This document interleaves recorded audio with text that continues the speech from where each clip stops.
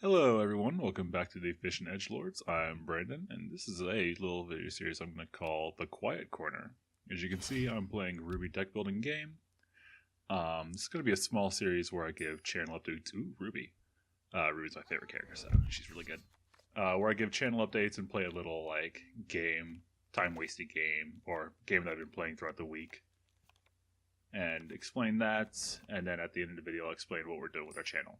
So, as you can see, Rwby Deckbuilding Game is a card game. You choose a character at the very beginning. That determines your starting deck. You begin with one copy of the character's semblance, which you can see burst of speed right here.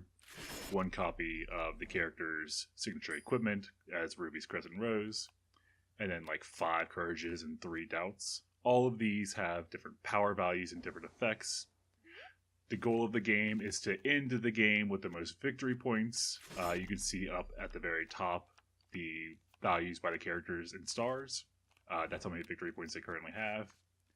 And then you can see the Alpha Beowulf has a 2-star in the very bottom left corner. That is how many victory points that card gives. The game ends when at the very right hand side you can see Melanie and Milsha.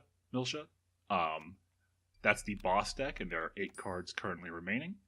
When that deck is empty, at the end of the turn that emptied it, the game ends. Or at the very left-hand side, there's a face-down card with 89 in the orange circle under, 88 now. That's the main deck.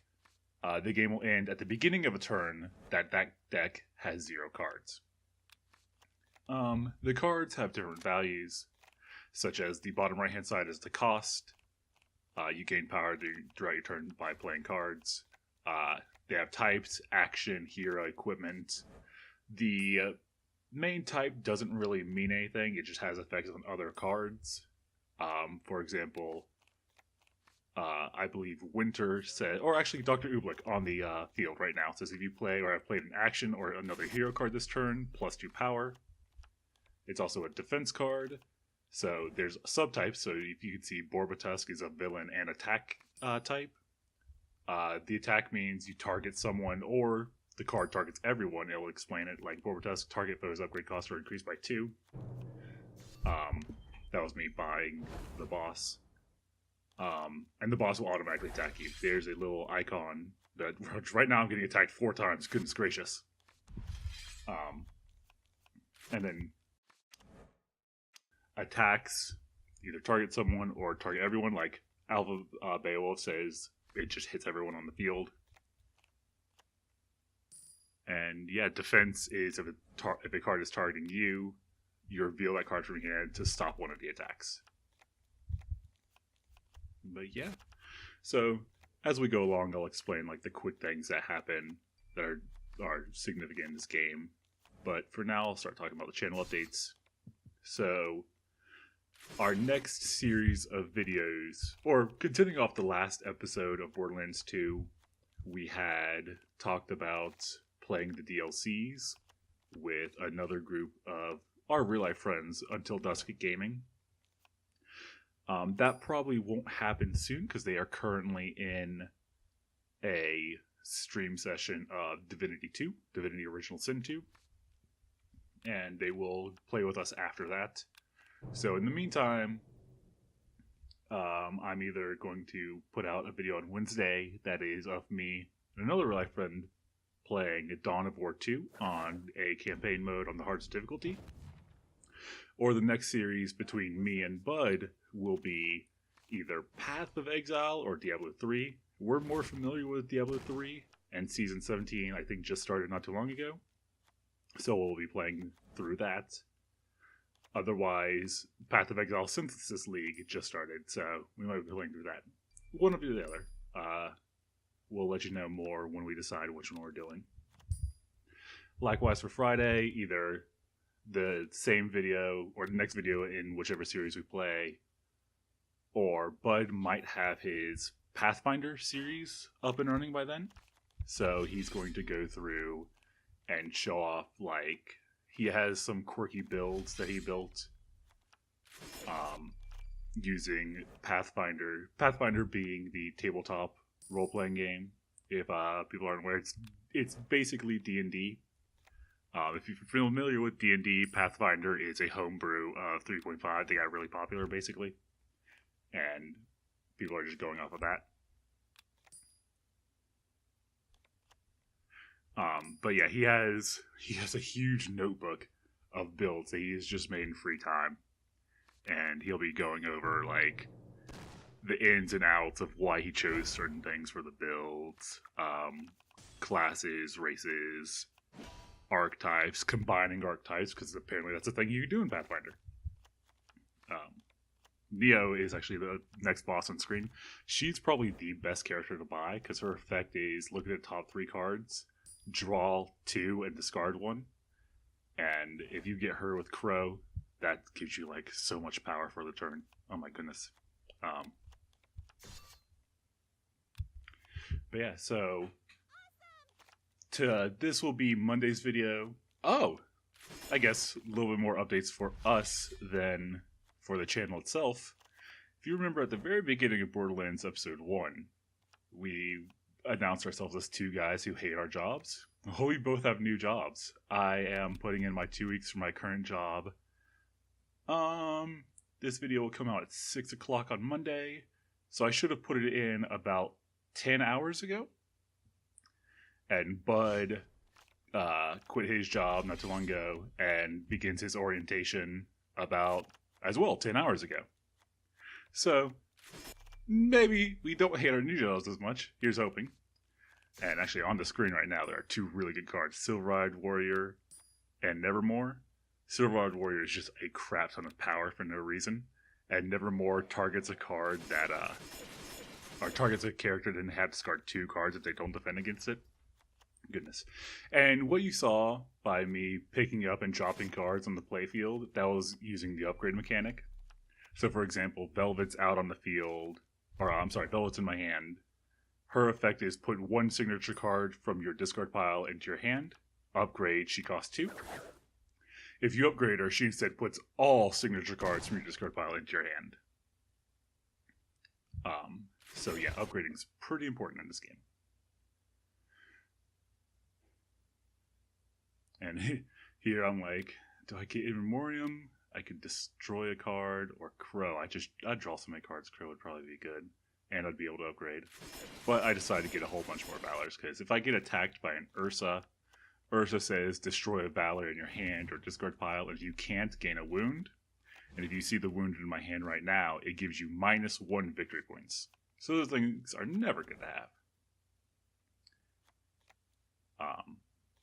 And then probably the best card in the game, I just played Cookies. To draw a card, upgrade 4, and here we go, I show you what upgrades do. Draw 2 cards, and it's equivalent. It's just so good.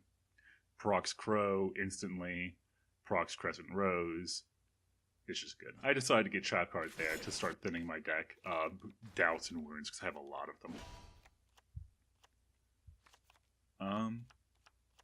But yeah, I think that's all the updates I have.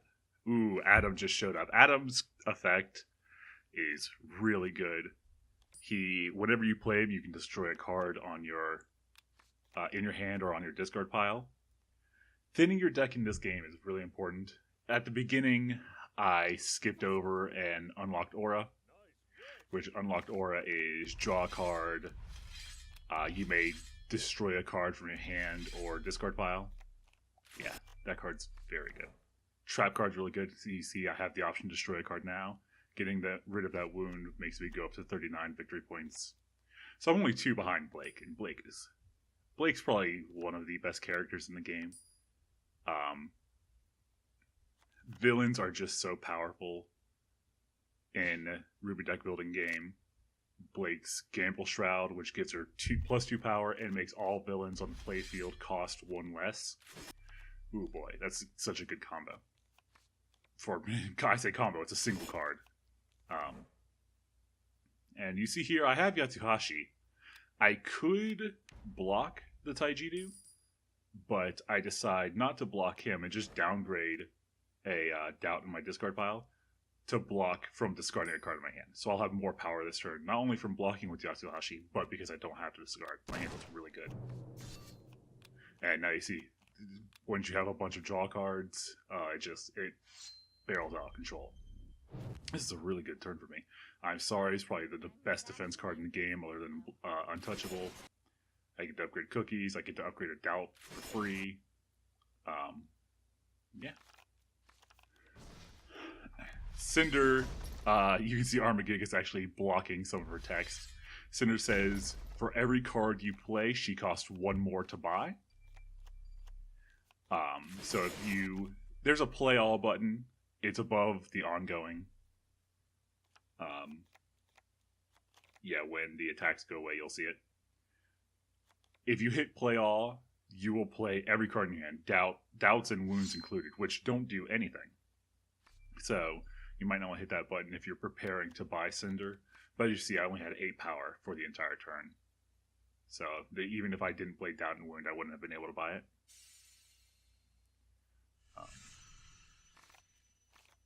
But yeah, again, Blake, as you can see, that Gable Shroud makes playing her so powerful. Now, what just happened there is I just won even though Nora bought the last boss. Well, the bots in this game are pretty dumb. So they'll buy the boss usually even if they don't have to. Nora was really low, so that 10 extra victory points didn't matter. And the flipping over of the cards was playing Relic Battle.